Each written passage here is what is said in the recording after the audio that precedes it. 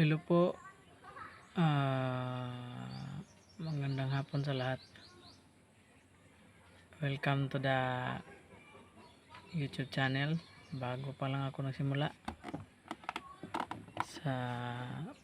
Please support my YouTube channel, The Mechanic TV. Yung issue ng Ranger, nung sa part 1 na diagnose ko, pasensya na po kasi walang part 2.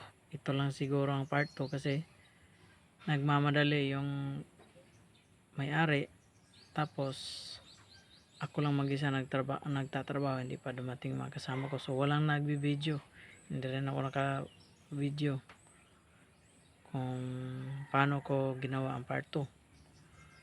So nung una, yung nakita natin na naka-scan, ano yon, hindi naka-start, ayaw start. Tapos yung ginawa namin ang kasama ko, nilagyan namin ng scanner, reading scanner, Ford talaga, pang Ford FDRS yung gamit namin. Dito po kami sa Mega Auto Care Center sa Mac Prosperidad. Yung issue noon, biglang ayaw umandar, galing sa biyahe, tapos hindi na umandar pagka bukas. Yung una namin tinignan, chinek namin yung langis, so nakita namin ang daming mga leaking, mga oil leak. Tapos ang ginawa namin, tinignan yung langis, wala nang langis yung sa engine niya, buti hindi nagnaking. Tapos yung diagnose naman sa ibang mekaniko na tinawag ng customer, yung suction valve sa injection pump. So trinay namin yung ginawa nung unang mekaniko, suction valve daw sabi niya. So yun ang ginawa namin. Nakiusap naman yung may-ari na baka pwede meron kaming suction valve madala bago kami mag-rescue doon. Susubukan na namin yung suction valve, buti na lang meron kami available pang test part. So yung ginawa namin, pinalitan namin, so pinaandar namin ulit, hindi umandar. Tapos yun na yung code sa scanner namin na nabasa niya, kasi camshaft position sensor circuit A, yun ang code, camshaft position sensor. Siguro hindi nakita ng mekaniko nung unang tumingin, hindi niya tinignan muna yung langis, wala na palang langis, kaya doon nasira ang camshaft sensor na hindi na niya nababasa, wala nang langis, buti hindi nagnaking, hindi na stack up yung internal sa makina, yung bearing. So yun ang ginawa namin. So ito yung pinalitan namin, ito yung nakita namin sa scanner, camshaft position sensor circuit A. So ito yun, Ford Ranger, Wildtrak at saka mga Everest, all new Ranger, ito yung kadalasang problema. Yung milaw din ang yung powertrain pag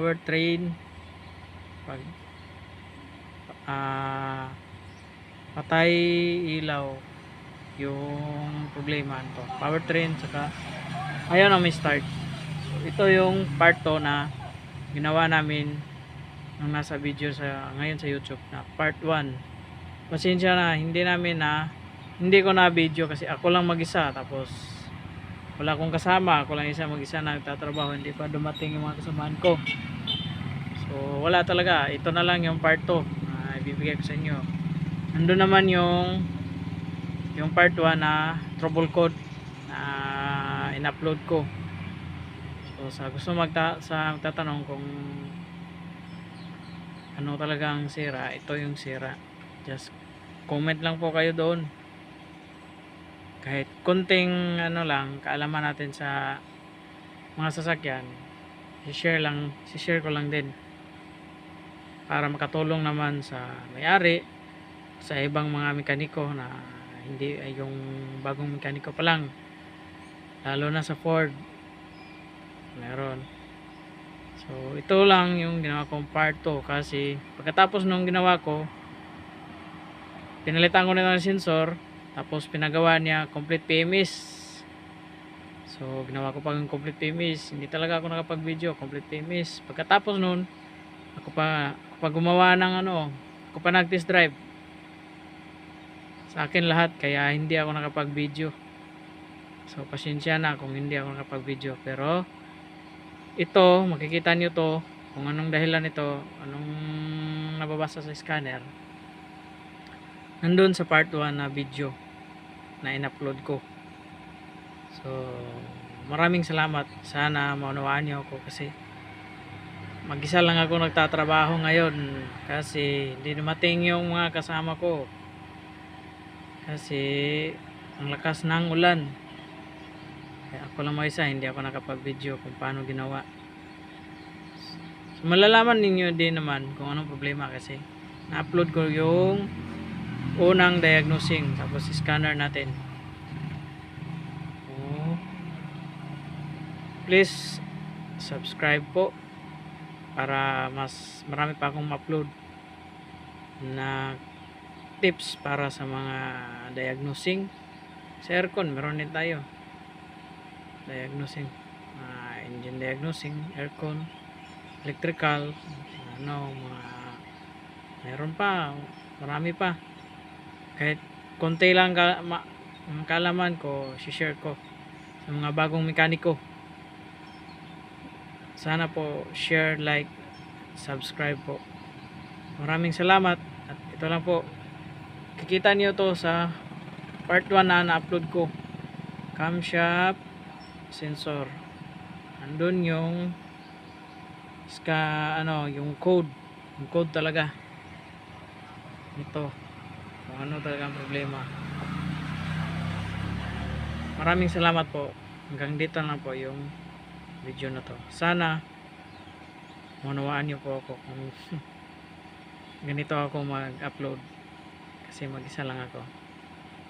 Maraming salamat po sa lahat. Magandang hapon.